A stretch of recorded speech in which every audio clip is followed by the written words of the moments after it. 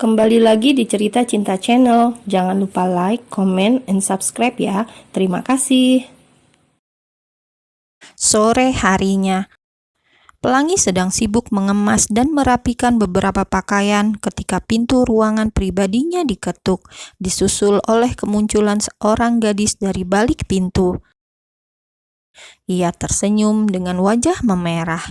"Kamu kenapa, Pril? Pipinya merah begitu?" tanya Pelangi, menyadari rona merah di wajah karyawannya. "Tidak apa-apa, Kak. Itu di bawah ada tamu, katanya mau ketemu Kak Pelangi." Pelangi tampak heran sebab setahunya tidak memiliki janji apapun dengan seseorang. "Siapa?" "Yang pesanmu kena sama baju koko, Kak." Ia meletakkan telapak tangan di pipi. "Gemes deh, Kak. Sudah ganteng, bule lagi." Pelangi menggelengkan kepalanya pelan. Gadis yang sudah lama bekerja di butiknya itu memang kadang sangat centil. "Hati-hati, zinah mata." Gadis itu pun tersenyum dengan malu-malu. "Astagfirullahalazim, maaf, Kak." Pelangi segera mengenakan kimarnya, lalu beranjak menuju lantai bawah. Saat sudah berada di anak tangga terakhir, ia melirik ke arah ruang tamu. "Pril, itu orangnya." "Iya, Kak." "Memang kenapa harus ketemu dengan saya? Bukannya bisa dengan kamu saja ya?" "Tidak tahu, dia cuma bilang mau ketemu dengan Kak Pelangi." "Memang kenal ya, Kak? Dia tahu nama Kakak?" Pelangi mengangguk, lalu menatap gadis itu. "Tidak tahu, kamu temani saya ya." "Baik, Kak." Kaki Pelangi pun melangkah ke ruang tamu, namun saat akan melewati sebuah tirai pembatas, ia baru tersadar siapa yang sedang duduk di sana. Kak Guntur. Jadi yang memesan semua mukena dan baju koko itu adalah Kak Guntur. "Assalamualaikum," ucap Pelangi dengan pandangan menunduk. Ia berdiri di tempatnya seolah benar-benar menjaga jarak dari pria itu. Guntur pun segera menoleh ke sumber suara. Saat melihat Pelangi berdiri tak begitu jauh darinya, ia menundukkan pandangan. "Waalaikumsalam." "Maaf, Kak, saya baru tahu kalau ternyata yang pesan mukena dan baju koko ternyata Kakak." "Iya, sebagian untuk dibagikan ke karyawan muslim di Malaysia dan sebagian lagi untuk karyawan di sini." "Alhamdulillah, semoga berkah." Pelangi memilih duduk di sofa ujung demi menjaga jarak dari Guntur. "April, boleh minta tolong dibuatkan minum?" "Iya, Kak." April segera berjalan menuju dapur, meninggalkan Guntur dan Pelangi di ruang tamu. "Maaf kalau kedatanganku mengganggu. Sebenarnya ada hal penting yang harus kubicarakan dengan kamu." "Kalau itu tentang urusan pekerjaan, silakan." "Bukan, sebenarnya ini agak pribadi." Guntur menjeda ucapannya dengan helaan nafas.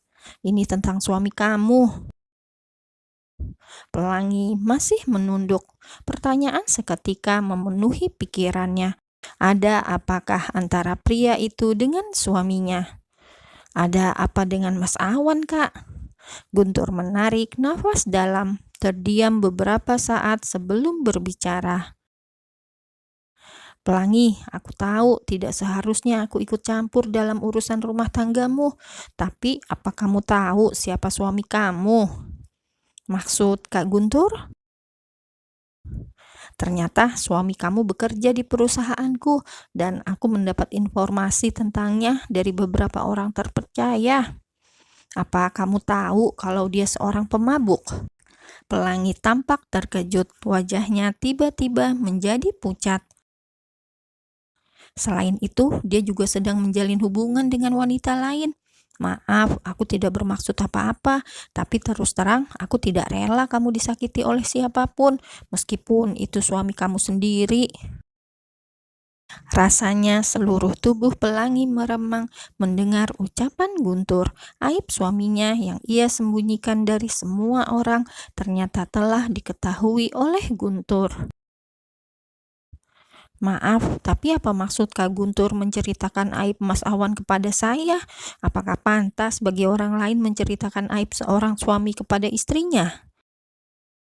Napas Guntur seperti tertahan. Ia sadar tidak sepantasnya ikut campur masalah rumah tangga Pelangi. Aku hanya tidak mau kamu sampai disakiti olehnya. Aku juga dengar dari anak-anak kantor kalau suami kamu itu pernah beberapa kali terlihat berdua dengan wanita lain. Mata Pelangi terpejam demi menahan agar cairan bening yang terasa memenuhi bola matanya tidak sampai meleleh di pipi. Tanpa mereka sadari, Awan sudah berdiri di balik dinding sejak beberapa menit lalu mendengarkan pembicaraan itu. Ingin langsung masuk namun ditahannya. Ia memilih mendengarkan pembicaraan itu. Apa ayah tahu laki-laki seperti apa yang dijodohkan dengan kamu? Ayah tidak mungkin memilihkan suami seperti itu untuk kamu, kan? Kak, Mas Awan hanyalah manusia biasa yang pernah hilaf. Tapi dia sama sekali jauh dari kriteria seorang imam yang baik. Dia tidak pantas untuk kamu, Pelangi. Lalu, laki-laki seperti apa yang pantas? Guntur seketika terdiam. Yang tidak pantas di mata manusia, belum tentu tidak pantas di mata Allah. Saat ini suamiku sedang dalam perjalanan hijrahnya menuju cinta Allah, dan insya Allah dia istiqomah. Seketika Guntur menundukkan pandangan, segenap hatinya masih belum rela melepas Pelangi. Sementara Awan yang masih bersandar di dinding menarik nafas dalam. Ya Allah, betapa bersihnya hati istriku. Aku hampir saja membuang keberuntunganku dengan menolaknya. Tapi Pelangi, baru saja mulut Guntur terbuka untuk mengucapkan sesuatu, sudah dipotong terlebih dahulu oleh Pelangi. Kalau urusan Kak Guntur sudah selesai, silakan pulang dulu. Di sini hanya ada wanita. Saya takut keberadaan Kak Guntur di sini akan menimbulkan fitnah. Senyum bahagia terukir di bibir Awan yang masih bersembunyi di balik dinding. Ia lantas memasuki ruang tamu. Assalamualaikum. Waalaikumsalam. Pelangi langsung menoleh ke arah pintu kaca. Senyumnya merekah saat bersitatap dengan suaminya. Habi bangkit dari duduknya. Pelangi menyambut kedatangan sang suami dengan mencium punggung tangannya dan disambut Awan dengan kecupan lembut di kening. Awan melirik Guntur sekilas. Kamu ada tamu, sayang? Kak Guntur, kemari untuk melihat pesanannya. Aku baru tahu ternyata orang yang pesan mukena dan baju koko untuk dibagikan ke karyawan kantornya itu Kak Guntur. Awan menganggukkan kepala, sama sekali tak terlihat terkejut. Oh, habis sudah makan? Sudah sayang, kan tadi kamu buatin bekal. Ya sudah, aku mau ke atas dulu, mau sholat asar. Habis sudah sholat? Sudah tadi di kantor. Sesak terasa menghimpit dada Guntur melihat Awan dan Pelangi yang begitu mesra. Terlebih mendengar panggilan manis yang disematkan Pelangi untuk suaminya. Dasi yang melilit kerah kemejanya ia tarik dengan kasar. Tidak mudah merelakan seseorang yang dicintai untuk dimiliki orang lain. Beberapa orang sanggup menghalalkan segala cara untuk mencapai tujuannya, sama seperti Guntur yang melupakan segala batasannya karena dibutakan cinta untuk Pelangi. Namun harapannya justru berbanding terbalik dengan yang didapatkan. Pelangi memilih Awan dengan segala kekurangannya. Bahkan secara terang-terangan wanita itu menunjukkan betapa berharga sang suami baginya. Langkah Guntur tampak lesu meninggalkan ruko butik Pelangi. Seorang supir dengan cepat membuka pintu mobil saat majikannya mendekat. Guntur duduk di kursi belakang dan menyandarkan punggungnya. Hela nafasnya berat seakan langit roboh menimpanya. Apa yang Pelangi harapkan dari laki-laki seperti itu? Dengan semua kekurangan itu, apa yang membuat mereka bahagia? Pertanyaan itu terus menggerogoti pikirannya. "Kita mau kemana setelah ini, Pak?" tanya sang supir setelah beberapa saat melihat majikannya terdiam dengan tatapan kosong. Guntur menarik nafas dalam dan menatap wajah pria yang duduk di depan melalui pantulan kaca spion. "Pulang ke apartemen saja," jawabnya tanpa semangat. "Baik, Pak." Sementara di dalam sana, beberapa perempuan yang menghuni butik masih tampak penasaran setelah suasana tegang yang sempat tercipta antara Awan dan Guntur.